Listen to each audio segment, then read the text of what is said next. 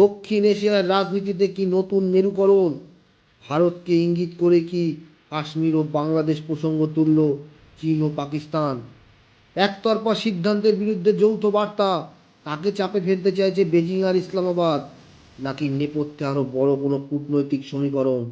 নমস্কার বন্ধুরা, আজকের এই প্রতিবেদনে জানব চীন পাকিস্তান বৈঠকে ঠিক কী আলোচনা হলো, কেন উঠে এলো কাশ্মীর ও বাংলাদেশের নাম, এবং এর বার্তার প্রভাব কী পড়তে পারে ভারত ও গোটা দক্ষিণ এশিয়ায়। সম্প্রতি উচ্চ পর্যায়ের বৈঠকে মুখোমুখি হলো চীন ও পাকিস্তানের শীর্ষ কূটনৈতিক প্রতিনিধিরা। সরাসরি বিবৃতিতে বলা হয়েছে, দুই দেশ দক্ষিণ এশিয়ায় শান্তি, স্থিতিশীলতা ও সার্বভৌমত্ব রক্ষার পক্ষে। কিন্তু বিবৃতির মাঝেই হঠাৎ চোখে পড়ে দুটি গুরুত্বপূর্ণ শব্দ, কাশ্মীর ও বাংলাদেশ। এখানেই শুরু হয় জল্পনা। কাশ্মীর দীর্ঘদিন ধরেই ভারত ও পাকিস্তান বিরোধের কেন্দ্রবিন্দু, কিন্তু এই ইস্যুতে বারবার পাকিস্তানের পাশে দাঁড়িয়েছে চীন। চীন পাক বৈঠকে বলা হয়, কাশ্মীরের মতো সংবেদনশীল বিষয়ে একতরফা পদক্ষেপ আঞ্চলিক শান্তির পক্ষে বিপজ্জনক। বিশেষজ্ঞদের মতে এটি সরাসরি ভারতের ৩৭০ অনুচ্ছেদ বাতিলের সিদ্ধান্তের দিকে ইঙ্গিত দিচ্ছে। কাশ্মীরের পাশাপাশি বাংলাদেশ ইস্যু উঠে আসা অনেককেই চমকে দিয়েছে। বৈঠকে বলা হলো, বাংলাদেশের আভ্যন্তরীণ পরিস্থিতি ও আঞ্চলিক ভারসাম্য রক্ষায় সব দেশের সংযম প্রয়োজন। রাজনৈতিক বিশ্লেষকদের মতে ভারত এবং বাংলাদেশের সম্পর্ক এখন তলানিতে। বেজিং আর ইসলামাবাদ সেখানে নতুন সমীকরণ তৈরির চেষ্টায়।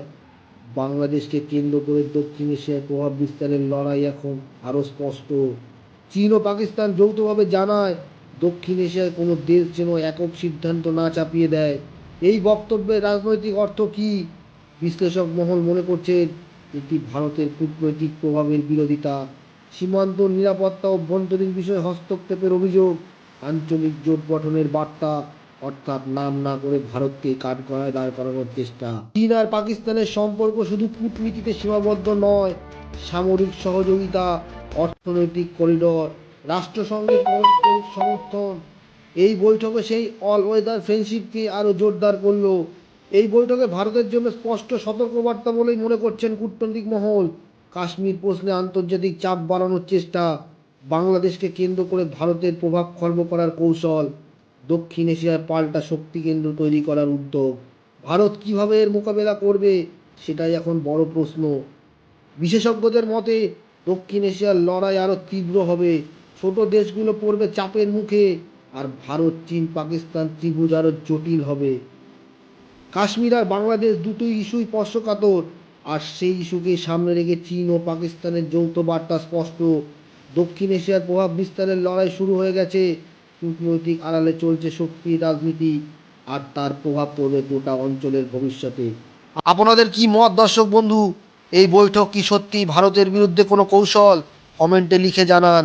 এমন বিশ্লেষণ পেতে চ্যানেলটিকে সাবস্ক্রাইব করবেন। সবাই সুস্থ থাকবেন, ভালো থাকবেন। জয় হিন্দ, বন্দে মাতরম, ভারত মাতার জয়।